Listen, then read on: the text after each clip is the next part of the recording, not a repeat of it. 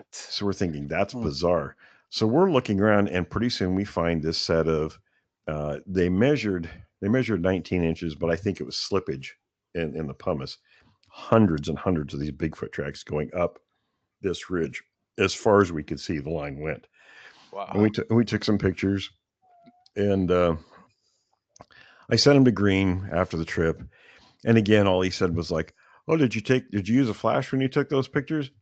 I, he, Green kind of he kind of bugged me in that way. He was like he never really had any information or help or yeah, those are Mhm. pretty good tracks. Did you use a flash? Or and then I think the next time was in 1980 when I was a sergeant in the Army stationed at Fort Lewis, and I didn't get to do a whole lot of work, for the late 70s because I was in the military and gone in Europe for a couple of years. But when I came back, I got a call from a family friend who the guy lived off the grid his whole life, and it was quite an operation for him to go someplace and find a telephone, a payphone to use, because there weren't a whole lot of them in the area he lived in.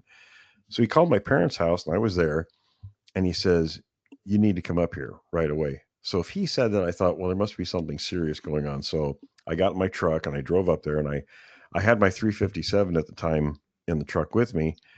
So he says, "Well, I got a visit today from local game officials."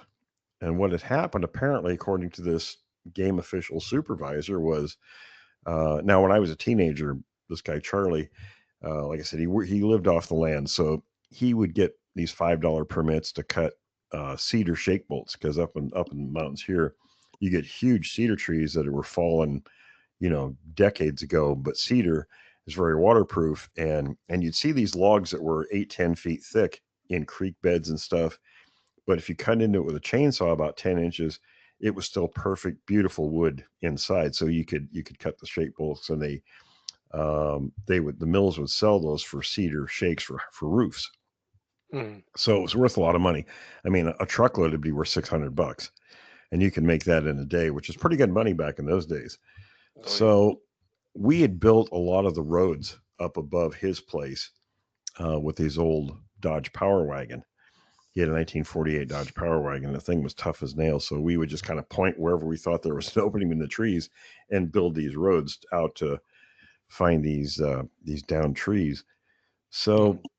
the game official, there was a place called the Alder Flats when you went through all these switchbacks up to the top of this mountain, and then it flattened out for miles up there.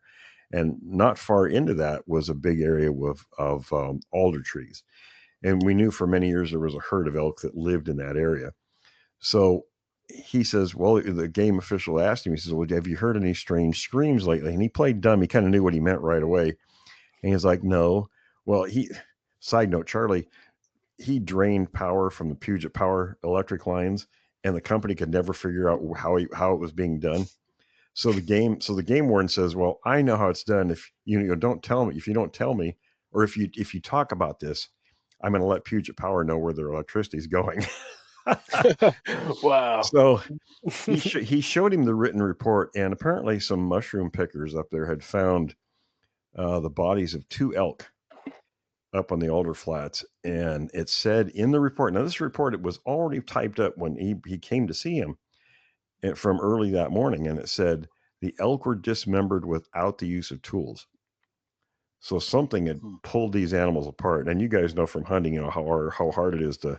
You can't just pull an animal apart, Yeah. especially a big animal like an elk. Mhm. So I went up there because I knew the area, and I looked around up there with my flashlight. I had a good flashlight this time, and I had my 357 on me, and sure enough, I found where the elk were killed. There were 15-inch Bigfoot tracks all over the place up there.